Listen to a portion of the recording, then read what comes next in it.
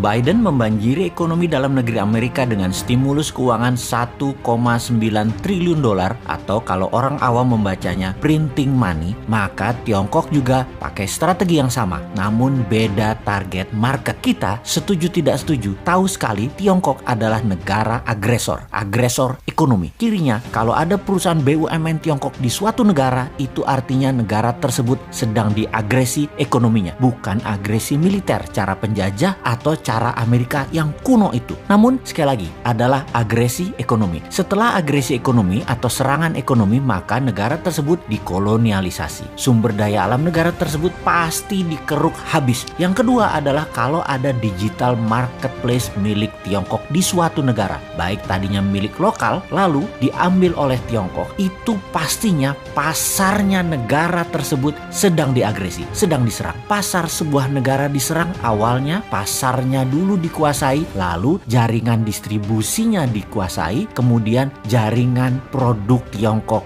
masuk. Kemudian ketika sistem pembayaran non-tunai asing masuk atau pembayaran non-tunai milik lokal kemudian dicaplok Tiongkok langsung atau tidak langsung, ini artinya sistem keuangan negara tersebut sedang diagresi. Semua ini terbungkus rapih dengan propaganda manisnya nanti ekonomi suatu negara tersebut jika bergabung dengan Tiongkok nantinya akan indah. Itu janjinya mereka, itu persepsi yang diberikan oleh mereka. Tapi nanti negara tadi suatu hari mereka jadi tua. Nanti negara yang diagresi tadi jadi kurus. Negara yang dikoloni jadi jelek, tak terawat karena nggak ada biaya maintenance, nggak ada biaya krim malam, nggak ada biaya sunblock, nggak ada biaya PRP, nggak dikrimbat rambutnya, nggak dipilates bodinya, nggak dikasih makan sehat tubuhnya. Begitu tua, jelek, penyakitan, pindahlah Tiongkok tadi cari bini baru. Sama, nggak bakal dirawat juga mereka. Ya dipakai terus aja sampai kering. Sedulur, perlukah kita urai apa sih yang negara tersebut atau negara selir-selir Tiongkok itu dikerjainnya? Juga ada pertanyaan, kok banyak sih negara mau jadi selirnya dan harus melayani kaisar Tiongkok tersebut? Strategi ekonominya ya sama seperti informasi di awal, dengan printing money. Itulah mengapa kita katakan berkali-kali, siapa negara yang pakai MMT? Ya hanya Tiongkok dan Amerika. Negara lain pakai teori ekonominya Adam Smith, pakai John Maynard Keynes, pakai ilmu-ilmu itu dah. Lalu bagaimana cara agar setelah SDA sebuah negara sudah di tangan, agresi berikutnya adalah pasar digital atau marketplace, dan setelah itu apa lagi? Yang dilakukan adalah mencekik ekonomi kelas bawah dengan mendapatkan dolar dari negara yang diagresi agar kering mata uang internasionalnya, agar kering mata uang multi currency negara yang diagresi tersebut. Tiongkok memberikan insentif di dalam negerinya. Insentif setiap dapat dolar dibayar renminbi 3 kali lipat. Misalnya baju batik dicetak di Tiongkok, dijual di marketplace. Batik Indonesia, buatan Indonesia, harga pasarannya adalah Rp150.000 untuk atasan. HPP Garment di Solo katakan Rp80.000. HPP ini harga pokok di mana-mana di seluruh dunia ya 11-12 lah. Pasti orang semua bahannya sama, hitung-hitungannya pasti sama. Di marketplace tadi dijual Rp50.000 loh atasan tadi. Itu pabrik di seluruh dunia juga bingung. Mereka bisa jual Rp50.000 di bawah HPP. Apa untung? Jadi panik lah para reseller. Borong barang Cina tadi, borong barang Tiongkok tadi, jual di offline,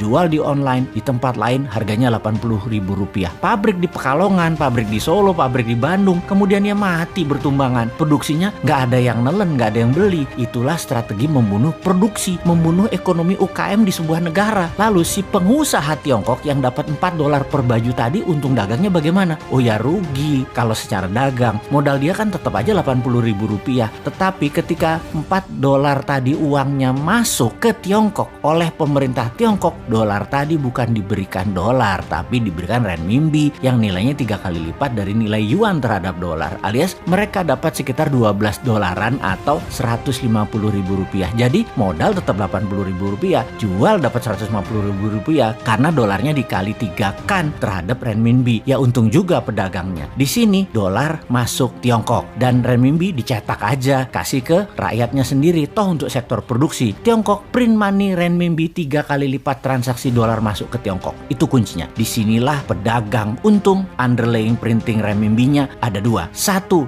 dolar yang nilainya sepertiga, sisanya manufaktur Tiongkok, sektor produktif, nggak bakal inflasi. Itulah teori MMT. Dengan satu strategi printing money, Tiongkok dapat dolar, Tiongkok dapat meningkatkan produksi, Tiongkok mematikan UKM negara koloninya, dan bisnis Tiongkok terus menyedot wilayah-wilayah lainnya lagi. Simpel kan bernegaranya mereka? Kok beginian aja nggak bisa ditiru sih? Tempe bener. Nyampe nggak sih ilmu beginian ke pejabat ekonomi dan keuangan negara? Oke lah, sing sabar ya kaum new mind, kita nonton aja old mind mainin negara. Walau nggak enak nontonnya, agak wagu, kikuk.